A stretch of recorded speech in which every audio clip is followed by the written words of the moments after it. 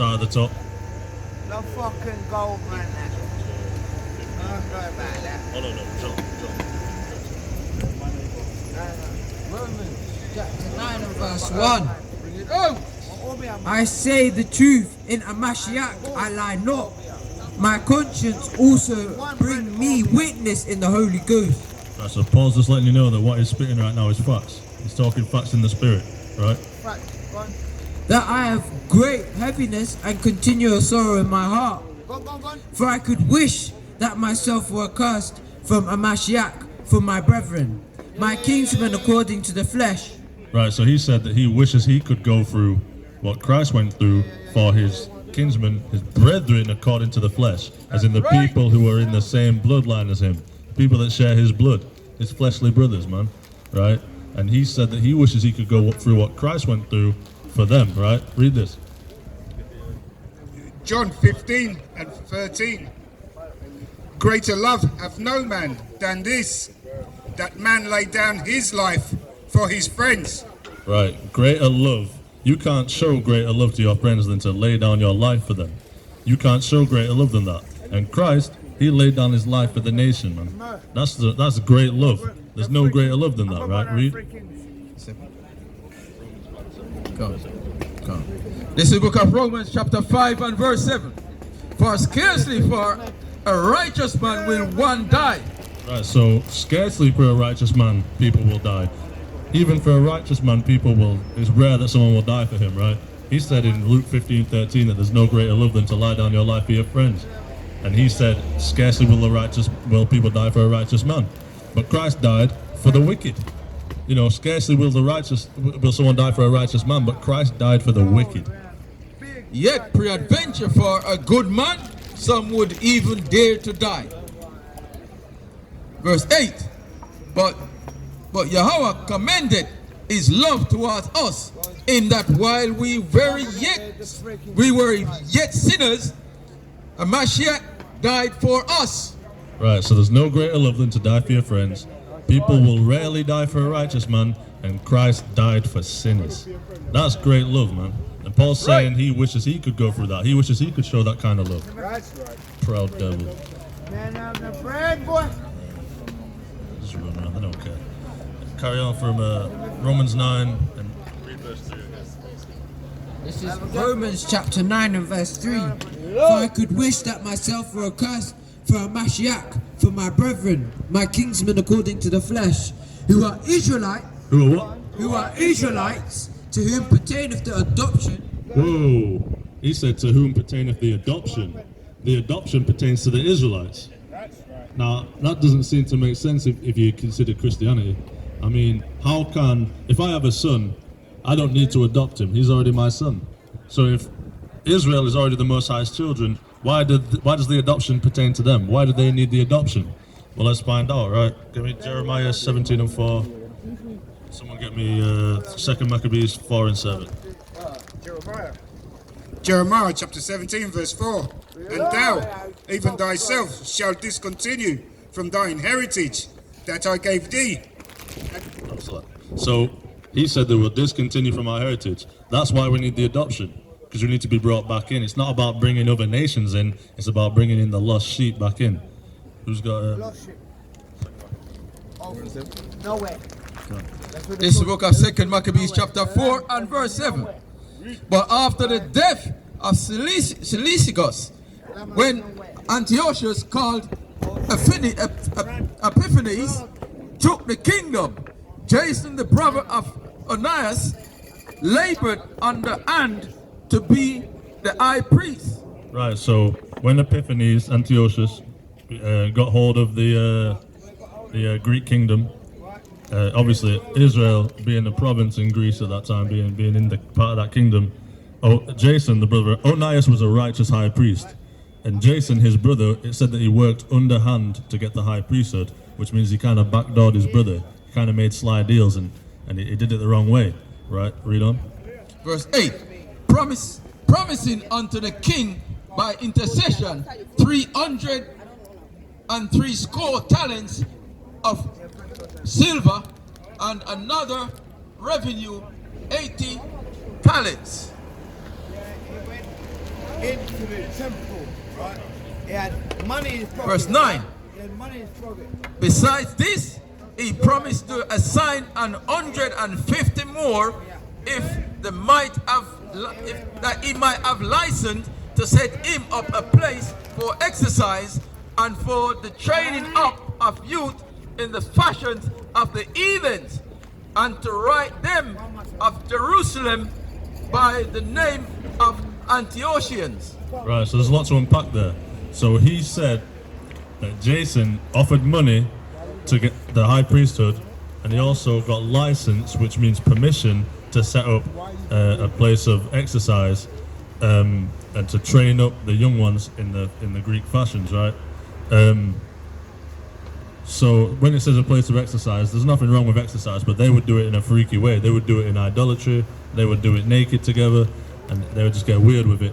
But it said that they would train up in the fashions of the heathen, but then it also said they would write them by the names of Antiochians, which means citizens of Antioch, being Antiochians, calling them by a different name than Israel, making them Gentile, right? Someone get 1 Maccabees 1:41. Someone get 2 Ezra 2:33.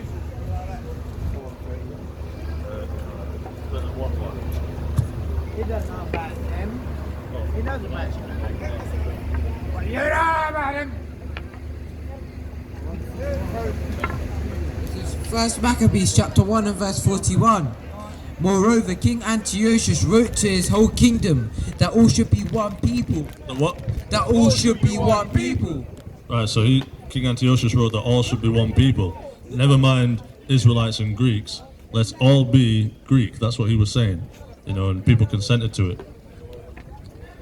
And everyone should leave his laws, so that heathen agreed according to the commandment of the king.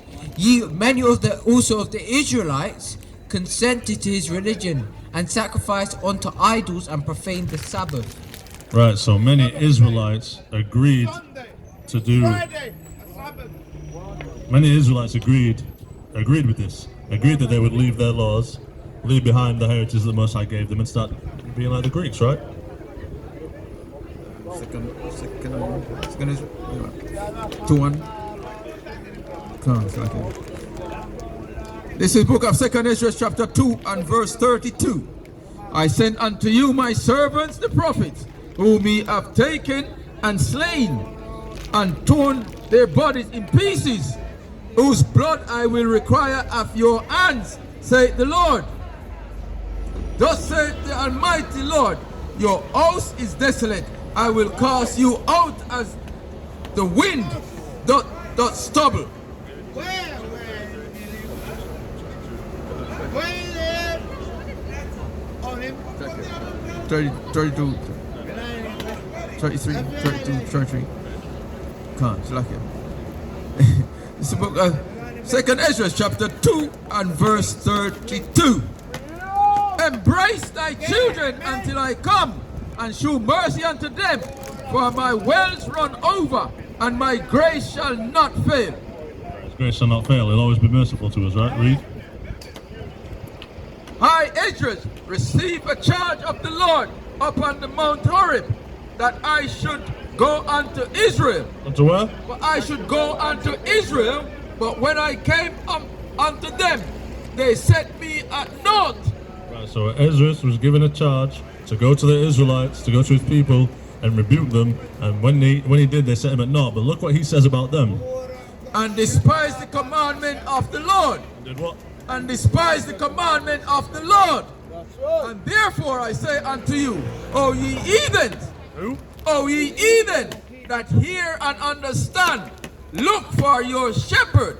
He shall give you everlasting rest, for he is nigh at hand, and shall come in the end of the world.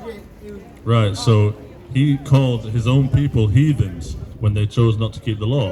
Just showing that we can be the Gentiles, man. It's not just about not being an Israelite.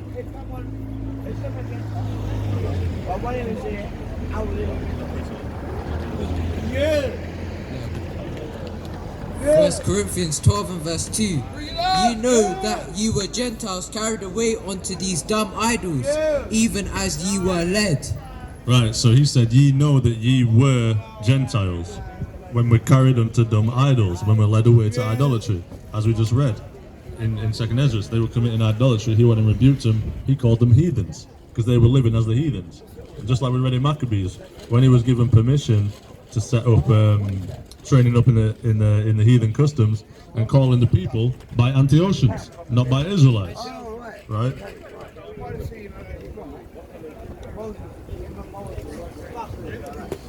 11, man. This is Romans 11 and verse 11. I say then, have they stumbled that they should fall? Yahawah forbid, but rather through their fall salvation is come unto the Gentiles for to provoke them to jealousy. He said, salvation has come to the Gentiles to provoke us to jealousy. Does that mean that he's given salvation to the other nations to provoke us to jealousy? No, not by any means. He would not give them salvation to provoke us to jealousy. Let's see what we're dealing with here. Read that. Deuteronomy chapter 32 verse 21. They have moved me to jealousy with that which is not God. They have provoked me to anger with their vanities, and I will move them to jealousy with those which are not a people. He said he'll move us to jealousy with those which are not a people.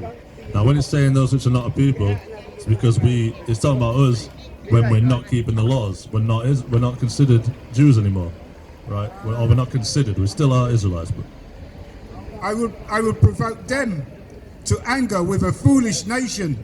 With a foolish nation. When we don't keep the laws, we're doing foolishness.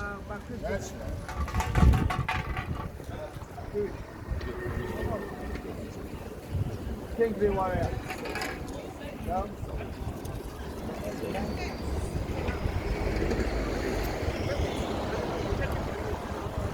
This is book of Isaiah, chapter 7 and verse 8. For the end of Syria is Damascus, and the end of Damascus is risen. And within 65 years shall Ephraim be broken, that it be not a people. What? That it be not a people. Right, so when he said he'll provoke us to jealousy with those which are not a people, he's not talking about actually giving salvation to the Gentiles, right? He's talking about those of us who are no longer a people because we get cut off, just like he said in Isaiah 7 and 8. Romans chapter 11 verse 11. I say then, have they stumbled that they should fall?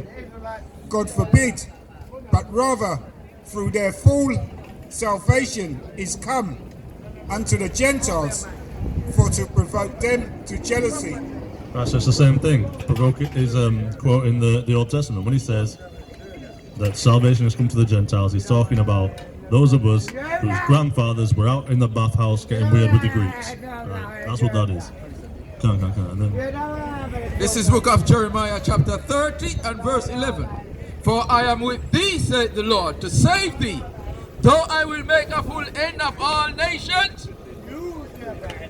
whither I have scattered thee, yet will I not make a full end of thee, but I will correct thee in measure, and will not leave thee altogether unpunished. right, so he's not going to leave us all together unpunished. He's going to chasten us, but he's not going to completely destroy us. All right, he's going to give a remnant and save us.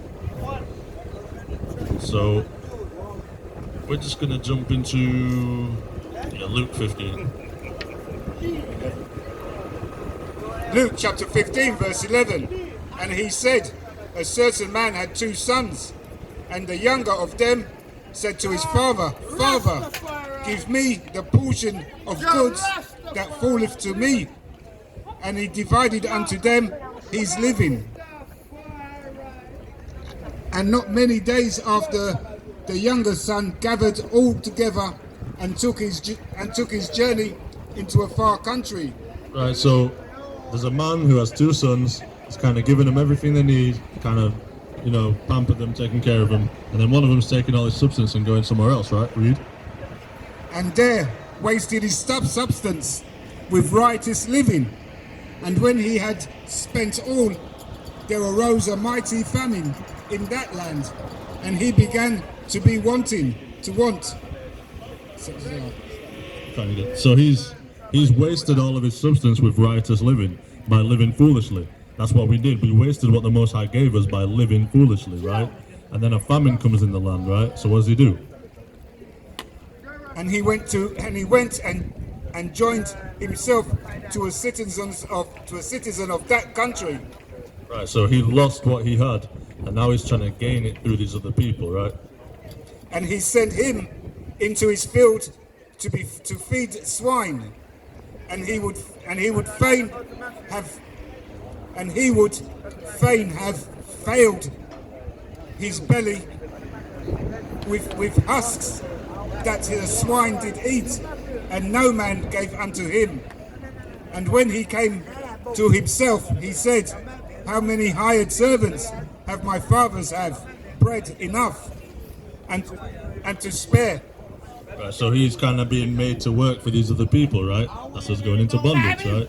And now he's considering going home. And I perish with hunger. I will arise and go to my father, and will say unto him, Father, I have sinned against heaven and before thee, and I am no more worthy to be called thy son, worthy to be called thy son. Right, so he's saying, he's kind of repenting. He's coming up, he's asking for forgiveness and saying, look, I'm not even worthy to be called your son. You know, I messed up. Forgive me. Make me as one of thy hired servants. And he arose and came to his father. But when he was yet a great way off, his father saw him and had compassion, and ran and fell on his neck and kissed him. And the son said unto him, Father, I have sinned against heaven and in thy sight, and am no more worthy to be called thy son. But the father said unto his servants, Bring forth the best robe and put it on him, and put a ring on his head and shoes on his feet. Right, so he's kind of dressing him up with all the nice things again, man. He's giving us back our laws. He's giving us back our way of life. He's kind of giving back this son that went astray all the things, right? And bring hither the fatted calf and kill it, and let us eat and be merry. For this my son was dead, and he's alive again. This my son was what? My son was dead, and he's alive again. Right, because we die without the law, and when we come back, it brings us back unto life. So that's why he said, this my son was dead. He wasn't actually dead, he was just living somewhere else. We're not actually dead, we're just doing other practices, other doctrines. But when we come back, we get life back, right? Read. He was lost, and he's found, and they began to be merry. Now his eldest son was in the field, and as he came and drew nigh to the house, he heard music and dancing, and he called one of the servants and asked what these things meant. And he said unto him, Thy brother is come, and thy father hath killed the fatted calf, because he hath received him safe and sound. Right, so, you know, the other brothers kind of finding out what's happened. Read. And he was angry and would not go in. He was what? And he was angry and would not go in. Sounds to me like he's been provoked to jealousy with someone else. That's exactly the Gentile issue, man. One son, two sons of the same father, one of them went astray, and he came back, the other son gets jealous. That's as simple as it is. Read on though. Therefore came his father out and entreated him. And he answering said to his father, Lo, these many years do I serve thee, neither transgressed I ate time that I at time had commandments, and yet thou never givest me a kind. Right, so he's getting a bit jealous now. He's kind of saying, look, I stuck around. So why am I never getting things like this, right? It's just like how in the land, when the Pharisees, you know, there was a commandment amongst our people that we couldn't chill with the heathens of our people who were in the other nations, man. There was a thing now, his grandfather was in the bathhouse getting weird. So they didn't even let them come around. So he's saying, look, I stuck around, I've been in the land, I've been doing the laws. Why is this happening, right? And yet thou never give us me a kid, that I may make merry with my friends. But as soon as this thy son was come, which have devoured thy living with harlots, thou hast killed for him a fatted calf. Right, that's enough of that. So basically, that's the premise of the Gentiles, man. They were with us. There was our people with us. They left. Now they can come back. Right, that's simple as that.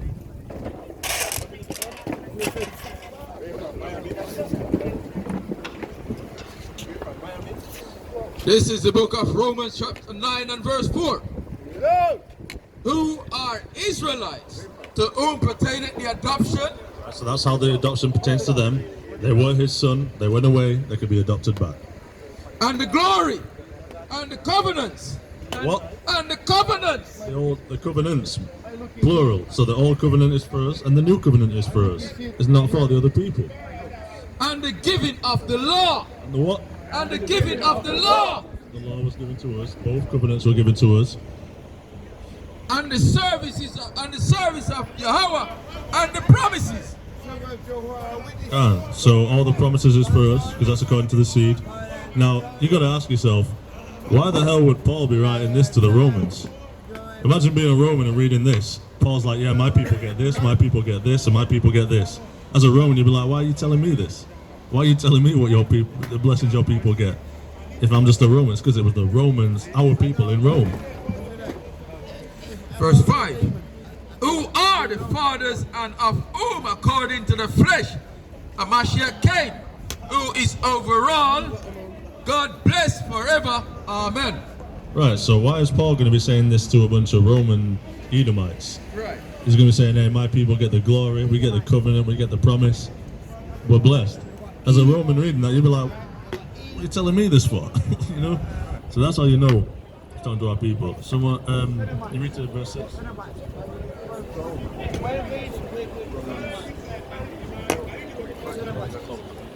It's Romans chapter 9 and verse 6. Not as though the word of Yahawah had taken none effect, for they are not all Israel which are of Israel. Right, now this is a tricky one. It says they're not all Israel which are of Israel. Now this pertains to a few things. First of all, we had King Herod. He was an Edomite, but he was the king in Israel. So he's not all Israel that is of Israel. Right? Then we had the people, the wheats and the tares, people who look like Israelites but aren't, you know. So you got people who not all Israel of Israel. But then you've also got our people, which are over in the other nations, doing what the other nations do. They're of Israel, but they're not all Israel, because they're Greece or this or that. Can someone get me Romans 11 and 1? Someone else get me Acts chapter 20 verse 25, I believe. Might be 22, 25. Romans 11 and verse 1. I say then, have God cast away his people? God forbid. For I also am an Israelite of the seed of Abraham, of the tribe of Benjamin. Right, so we find out right there that Paul is an Israelite. He said, I also am an Israelite. So if Paul is an Israelite, why does he say this in the book of Acts? I think it's Acts 22, 25. Paul is an Israelite from the tribe of Benjamin. And why does he say what we're about to read? 22, 25?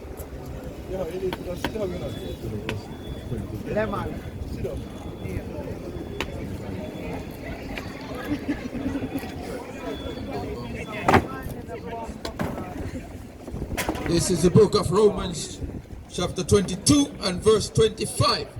And as they, the book of Acts, the book of Acts chapter 22 and verse 25. And as they bound him with tongues, Paul said unto the centurion that stood by, is it lawful that you should scourge a man that is a Roman? Is a what? Is it lawful that you should scourge a man that is a Roman? Hold on a minute, I thought Paul was an Israelite. Now he's saying he's a Roman. Is Paul confused? No, he's just a citizen of Rome from the nation of Israel. Because he was born in Tarsus, so he had Roman citizenship. So just because we're saying Gentiles, like when Timothy's father was a Greek, does that mean that Timothy was an Edomite? No, it just means that his father lived in Greece by Greek customs and called himself a Greek. Doesn't mean he wasn't, because Paul just called himself an Israelite and a Roman. So that's how you know. And uncondemned, When the centurion heard that, he went and told the chief captain, saying, take heed what thou doest, for this man is a Roman. Is it what? For this man is a Roman. So Paul is a Roman and is an Israelite. So it's as simple as that, man. But people like to use this verse where it says not all Israel, which are of Israel. They like to say that they're a spiritual Jew, but we're just going to cut that right quick. Romans chapter 2 verse 28. For he is not a Jew, which is not outwardly, neither is that circumcision, which is outwardly in flesh, but he is a Jew, which is one inwardly, and circumcision is that of the heart, in the spirit, and not in the latter, whose praise is not of men, but of Yahawah. Right, so it said that it is not a Jew outwardly, but inwardly. They like to say that they're a spiritual Jew based on this verse. But it gives you the breakdown on what it's talking about. It said neither the circumcision outwardly, but inwardly. Because you're not really a Jew unless you're serving the Most High. You might be an Israelite, but once again, if we're not serving the Most High, we're serving idols, we're Gentiles, we're heathens. So he's saying, circumcise the flesh of your heart, right? Which means serve him with truth and sincerity. The Pharisees, they were keeping the law, but they didn't have the faith. They didn't have a circumcised heart. They weren't serving him. People in the land in those days were keeping the law because they didn't want to get put to death. They weren't keeping the law because they wanted to serve the Most High. They were scared of the judgment rather than happy to serve him, right? Read. This is the book of Deuteronomy chapter 10 and verse 16. Circumcise therefore the foreskin of your heart. Do what? Circumcise therefore the foreskin of your heart, and be no more stiff-necked. Right, be no more stiff-necked. So, as in, serve the Most High with truth and sincerity. Circumcise the flesh of your heart. That's what it's talking about in Romans chapter 2 verse 28. It's not saying that anyone can be a Jew just because they believe. That's not what it says at all. Someone get me Psalm 51, start verse 16. Right, because this is what the Most High requires. He gave us sacrifice. That was a merciful thing of him to do, to give us sacrifice to make atonements and to make right for our sins. That was a merciful thing to do. But he didn't do that because he wants us to go off and sacrifice. If it was, he'd rather we didn't have to sacrifice at all, right? 51. This book of Psalms 51 and verse 16. For thou desirest not sacrifices. What? For thou desirest not sacrifice, else would I give it. Thou delightest not in burnt offering. The sacrifices of Yahawah are a broken spirit, a broken and a contrite heart. O Yahawah, thou wilt not despise. Right, so he said the sacrifices of God are a broken heart and a broken spirit, right? So he's saying, you know, he gave us these sacrifices to get ourselves right, but ultimately he'd rather we didn't have to do sin offerings. He'd rather we just serve him with truth and sincerity. The sacrifice of God is a broken spirit. This is 1 Samuel chapter 15 and verse 22. And Samuel said, have the Lord as great delight in burnt offerings and sacrifices as in the obeying of the voice of the Lord. Behold, to obey is better than sacrifice. To do what? Behold, to obey is better than sacrifice, and to hearken than the fat of rams. Right, so to obey is better than sacrifice, and to hearken than the fat of rams. He would rather we just obeyed him and didn't have to sacrifice than disobeyed him and had to sacrifice. Simple as that, right? So that's dealing with Jews inwardly and Jews outwardly. It's not a thing. It's not a thing where anyone can just become a spiritual Jew, right? This book of Romans chapter 9 and verse 7. Neither because they are the seed of Abraham are they all children, but in Isaac shall thy seed be called. Right, so neither just because they're from Abraham are they all children. So that's another Christian cut, because they say, oh, we all come from Abraham. Well, guess what? The Moabite doesn't come from Abraham. The Hamite doesn't come from Abraham. Right? The Elamite doesn't come from Abraham. So where do they get included? If all it takes is to be a descendant of Abraham and you think that everyone can be saved, well, guess what? You just made a contradiction. Because what about the people that don't come from Abraham? Could they be saved? Right. Verse 8. That is, they which are the children of the flesh, they are not the children of Yahawah. Right, so just because they come from Abraham, they have Abraham's blood, doesn't mean that they're the children of Yahweh. But the children of the promise are counted as the seed. As the what? But the children of the promise are counted as for the seed. Right, so the children of the promise, it goes by seed. That's why you always hear Abraham, Isaac, and Jacob. That's right. In that order, because it's a seed line thing, right? It's not about just coming from Abraham. He said that the promise is in the seed. Guess what? Ishmael comes from Abraham. Ishmael comes from Abraham, but Isaac got the blessing. That's right. Ishmael was rejected, man. Isaac got the blessing. Verse 9. For this is the word of promise. At this time will I come, and Sarah shall have a son. And not only this, but when Rebekah also had conceived by one, even by our father Isaac. For the children be not yet born, neither having done any good or evil, that the purpose of Yahawah according to the election might stand, not of works, but of him that calleth. Right, so it's nothing to do with what either of the children did. The Most High just made one child to be to get the promise, and one child to be destroyed. It's nothing to do with what they did. It's just the way they were made, because it's not according to works, but of him that willeth, of him that allows it. Right. Go on. 13. Verse 12. It was said unto her, the elder shall serve the younger. As it is written, Jacob have I loved, but Esau have I hated. Oh, I thought Paul was writing to the Romans. Imagine being a Roman and receiving a letter that says, hey, God loved my forefathers and he hated yours. Why is Paul saying this to the Romans? It's because it was our people over there. It's our people in the Romans. It wasn't. Imagine really going up to an Edomite, trying to write him a letter about how they can come into the promise, and then saying that God hates them. It doesn't make sense. Why? And even still, why would Paul write all of this and then promise them that they can have inheritance? It doesn't make sense. But jump to 24, because I don't have long. It's the book of Romans chapter 9 and verse 24. Even us whom he had called, not of the Jews only, but also of the Gentiles. All right, so some of the Gentiles are called then, by the looks of it. But is that what it's really saying? Let's find out. As he said also in Hosea, I will call them my people, which were not my people, and here, before, beloved, which was not beloved, and it shall come to pass that in that place where it was said unto them, ye are not my people, there shall it be called, there shall they be called the children of the living Yahawah. Right, so he said, as he saith also in Hosea. Hosea is just the Greek way of saying Hosea. So he's letting you know that he's quoting the Old Testament here. He's quoting Hosea from the Old Testament. Right. He said, I will call them my people, which were not my people, and beloved, which was not beloved. And in that place where it was said unto them, you are not my people, it will be said unto them, you are the children of the living God, right? This is the book of Deuteronomy, chapter 10 and verse 15. Yeah. Only the Lord hath delight in thy fathers to love them, and he chose their seed after them, even you are above all people as it is this day.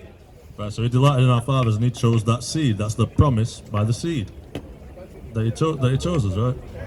But read that. So we're going to read what Paul was quoting in Romans. We're going to read what he was quoting back in Hosea. Hosea chapter 1 verse 10. Bring it up. Then Hosea commanded the officers of the people, saying, pass through the host and command the people, saying,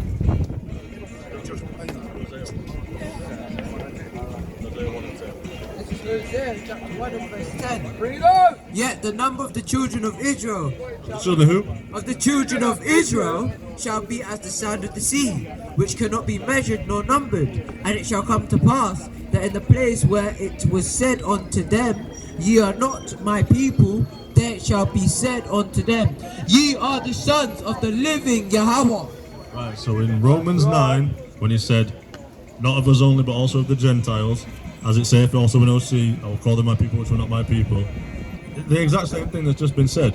He was saying that, he was quoting the Old Testament, and people like to say that he's talking about the ethnic Gentiles, when really he just let you know that he's talking about the people that were cast away and were allowed to come back, just like we read in Luke 15:11 and onwards.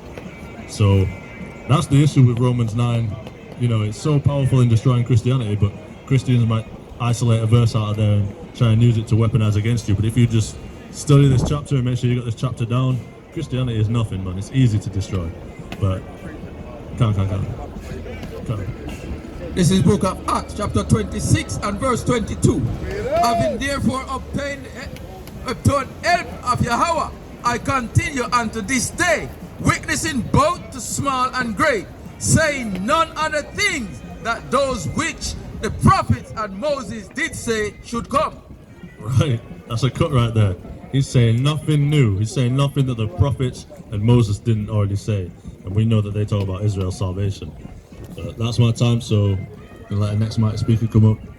So with that, we're going to give a shout to our power and say, Brakata Yahawah, Brakata Yahawashi, Brakata Yahawah, Brakata Yahawashi, Immanuel, Shalawah, Kwam Yasharal, Kwam Yasharal.